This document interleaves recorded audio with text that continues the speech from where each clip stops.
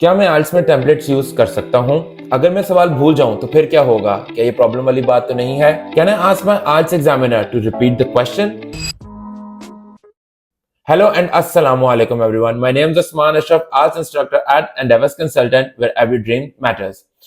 Today's video is very special regarding some tips and tricks जो हम लोग discuss करेंगे आइल्स के बारे में। आज की इस वीडियो में हम लोग कुछ टिप्स डिस्कस करेंगे जो कि आपको आपके एग्जाम डे के अंदर बहुत ज्यादा हेल्पफुल साबित होंगे आपके लिए, और ये सारी टिप्स आपको आपके अच्छे बैंड स्कोर की जो जर्नी है उसमें हेल्प करेंगे।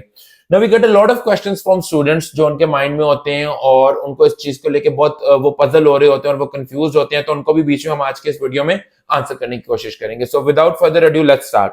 So our first tip of the day is using linking words in your writing exam.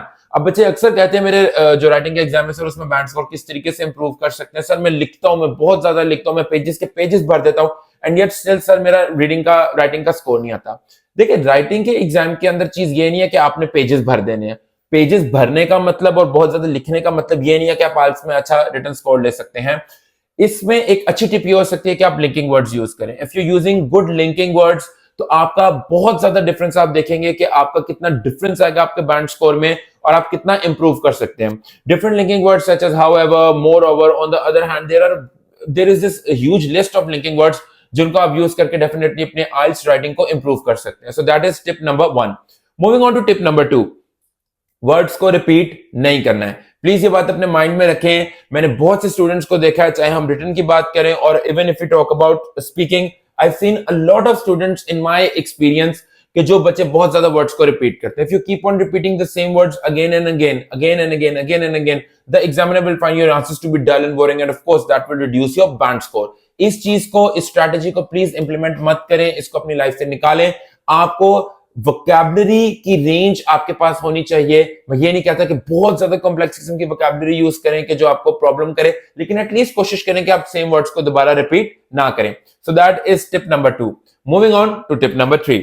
Okay, आपने अपने वक्त को बहुत अच्छे से यूटिलाइज करना है। Time is everything in IELTS. You need to be very good at your time management. एक बात याद रखिएगा, एग्जामिनर आपसे जब टाइम अप हो जाएगा, ऑब्वियसली पहले तो जो पेपर बेस्ड एग्जाम था उसमें ये सीन था, लेकिन अब तो कंप्यूटर बेस्ड है और एग्जाम ऑटोमेटिकली खत्म हो जाएगा। एग्जामिनर आपसे आके आपकी शीट्स वगैरह नहीं कलेक्ट करेगा, लेकिन eight the end of the day दोनों ही फॉर्मेट्स में हमें एक बात याद रखनी चाहिए कि टाइम मैनेजमेंट इज एवरीथिंग।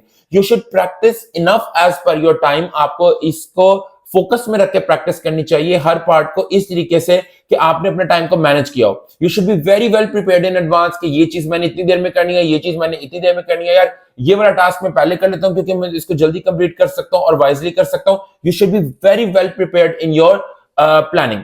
अब अगर सवाल ये आता है कि सर कौन सा पार्ट पहले करें, कौन सा पार्ट बाद में करें, तो obviously it varies from students to students. हो सकता है कोई स्टूडेंट कोई रिटन टास्क 2 बहुत अच्छा कर लेता है, जल्दी कर लेता है, हो सकता है कोई स्टूडेंट रिटन टास्क 1 बहुत अच्छा कर लेता है। So it all again depends on the student and how he tackles the things. लेकिन पहले अगर आपकी प्लानिंग होगी तो again I would say the same thing, time management is a plus point. अगर आप इस पे अच्छे हैं तो you can expect a good IELTS score. Tip number 4, speaking के अंदर जिस तरह के पहले भी ये मेरे को बहुत ज्यादा सवाल आता है और बच्चे बहुत ज्यादा मुझसे क्वेश्चन करते हैं इस रिगार्ड में कि क्या सर आंसर्स याद ना कर लूं, सर लिख के दे देना मैं इसको याद कर लूंगा, सर इजी हो जाएगा, मैं ना याद करके चला जाता हूं। But at the end of the day you need to keep this in mind कि रटा रटाया आंसर हमेशा आपको एक लूप होल, एक प्रॉब्लम आपके लिए क्रिएट करेगा। एग्जामिनर जज कर लेगा कि आपने आंसर को याद किया हुआ and you will get in trouble. आपको पूरी कोशिश करनी चाहिए कि आप एग्जामिनर को एक नेचुरल आंसर दें, उसकी प्रैक्टिस करें। अगर एंडेवर्स की बात की जाए तो हम यहाँ पे बहुत ज्यादा फोकस करते हैं इस चीज के ऊपर कि आंसर नेचुरल हो, ना कि याद किया हो। या if you can find a good institution जहां एक अच्छा टीचर आपको अच्छे तरीके से गाइड करता है कि आपने स्पीकिंग किस तरीके से करनी है, किस तरीके से आप आंसर्स को थोड़ी लेंथ दे सकते हैं and all of those things, जो सारे एलिमेंट स्पीकिंग के अंदर एड ऑन होते हैं। प्लीज मेक श्योर कि आप आंसर्स को रटे ना। अगर आप आंसर्स को रटेंगे तो you will get in trouble. Examiner will get this idea very easily. It's very, I would say, let's just say a piece of cake for him to get the idea that you have crammed things और आप उसको याद करके आए हैं। So let's not do this. Let's try not to do such things, right? So that would be moving on to tip number 5. Another common myth भी कह लें, another common question भी कह लें, टेम्पलेट। आइल्स के अंदर ये बहुत ज्यादा कॉमन कॉन्सेप्ट है। मैंने एक दो और एग्जामिनेशंस हैं, मैं उनका नाम तो नहीं लूंगा, उनके अंदर भी मैंने टेम्पलेट वाली कहानी बहुत ज्यादा सुनी है बच्चे से। सर टेम्पलेट यूज कर लेते हैं। I would advise not to go for a template. अगर आपने टेम्पलेट यूज भी करना है सिर्फ एक आइडिया के लिए, बेस के तौर पे उसको यूज करें कि सिर्फ आप उसे एक आइडिया डिराइव कर सकें कि हाँ यार इस तरीके से हमने लिखना है या फॉर्मेट ये होगा। Every time you use a template, उसमें कोई ना कोई बच्चे मिस्टेक करते हैं, कोई ना कोई ब्लंडर ऐसा मार देते हैं कि अगेन वही वाली बात है, एग्जामिनर आपका इजीली जज कर लेगा कि बच्चे ने टेम्पलेट यूज किया और नेचुरली नहीं लिखा, उसके अपने आइडियाज नहीं है, using a template. So as far as the question remains कि हमें whether we should use a template or not, my answer would be no. Please don't go for a template. Again, please try to be very natural at your exam. Naturally write करें the thing that comes to you. Obviously वही बात आ जाती है कि जिस तरह आपने speaking की अच्छी तैयारी कर सकते हैं, आप रिटन की भी अच्छी तैयारी कर सकते हैं, but obviously you need a good institution and a good teacher to help you with that. Tip number 6, कभी भी लिसनिंग को शोर वाली जगह पे प्रैक्टिस मत करें। मैंने बहुत बच्चों को देखा है कि वो आगे पीछे शोर हो रहा होता है, वो एक अच्छे एरिया में नहीं बैठे होते, क्वाइट एरिया में नहीं बैठे होते और वो जो लिसनिंग होता है उसको कर रहे होते हैं। हाउ कैन यू एक्सपेक्ट कि आप लिसनिंग का एग्जाम कर सकते हैं जब आप एक शोर वाले एरिया में, ये बैकग्राउंड नॉइजेस हैं। So please try to avoid that, that won't get you a good band in listening. अगर आपने करना भी है तो प्लीज कोशिश करें कि आप किसी अच्छे स्पॉट में, किसी क्वाइट या पीसफुल स्पॉट के अंदर ये काम करें अपनी लिसनिंग की जो आपने प्रैक्टिस करनी है। Tip number 7, record yourself. अगर आपको थोड़ा फेयर है, थोड़ी एंजाइटी है इस चीज को लेके, और या आप इस चीज में थोड़ा हम कह सकते हैं कि आपको प्रॉब्लम होता है कि मैं इतना कॉन्फिडेंट नहीं हूं, मैं आंसर नहीं कर सकता, सो record yourself. This is a very good tip and I personally believe that this will help you.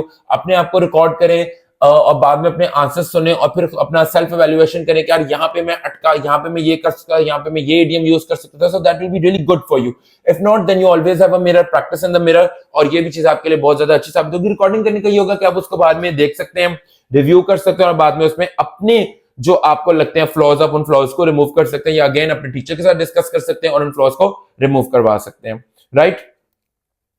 Again this is a tip for written task 2, written task 1 और रिटन टास्क 2 की बात की जाए तो रिटन टास्क 2 पे थोड़ा सा अपना फोकस ज्यादा रखा करें, क्योंकि हम ये कह सकते हैं कि ये आपका जो मेजर एक पोर्शन है आपकी स्कोरिंग का वो रिटन टास्क 2 कंट्रीब्यूट करता है। Written task 1 is also very important, I am not saying कि आपको उसको इग्नोर करना चाहिए, आप उसको ना करें, ऑब्वियसली दैट इज इंपॉर्टेंट, लेकिन थोड़ा सा अगर आपने फोकस रखना है तो कोशिश करें कि आप थोड़ा सा अपना फोकस रिटन टास्क 2 पे करें। Again this will be very helpful for your IELTS examination. So I think these are some of the tips from my side for the students who are going to appear in their IELTS exam, whether now or in the upcoming time. And I really hope कि tips आपके काम आएंगी। अगर आप इन tips को utilize करेंगे, definitely they'll help you to secure a better band in your future or in your exam.